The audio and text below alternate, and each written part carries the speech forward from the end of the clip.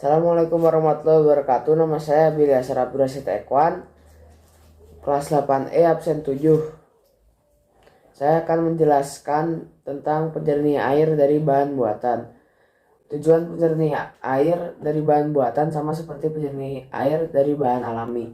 Pengolahan penjernih air bahan buatan tetap dilakukan secara fisika melalui beberapa tahapan, yaitu penyaringan, pengendapan, dan penyerapan.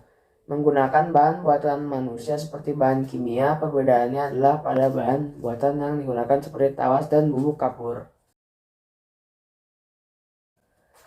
Beberapa bahan buatan yang dapat digunakan untuk menyaring air sebagai berikut. A. Klorin tablet digunakan untuk membunuh kuman, virus, dan bakteri di dalam air. B.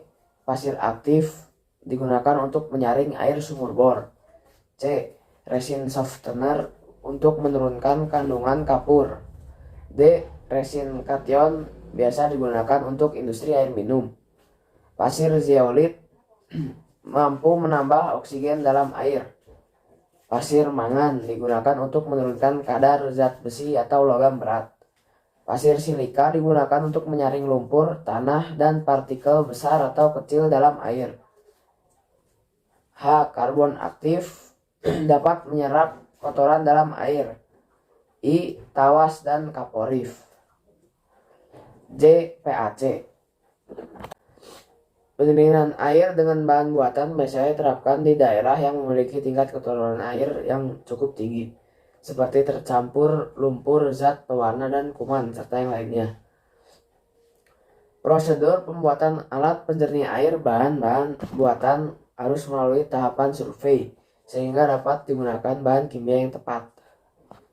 Karena penggunaan bahan kimia penjernih yang berlebihan tidak dianjurkan. Apabila kita berenang di kolam renang, terkadang masih tercium bau berasal dari kaporit. Mengapa air kolam menggunakan kaporit? Karena kaporit digunakan untuk menjernihkan air. Bahan kimia yang digunakan untuk menjernihkan air tidak menimbulkan gangguan kesehatan apabila terminum oleh kita, asalkan sesuai dengan petunjuk penggunaan bahan.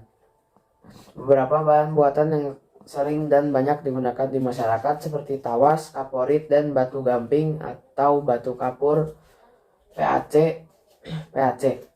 Tawas dan batu gamping arang tempurung atau batok kelapa berfungsi untuk menghilangkan bau, rasa tidak enak, dan menjernihkan air. Berikut ada gambar drum penyaring dan drum pengendapan. Untuk tahapan pembuatan penjernih air bahan buatan. Pembuatan penjernih air berdasarkan bahan dan alat yang tersedia di sekitarmu. Lalu skema produser kerja. Sekian yang saya sampaikan.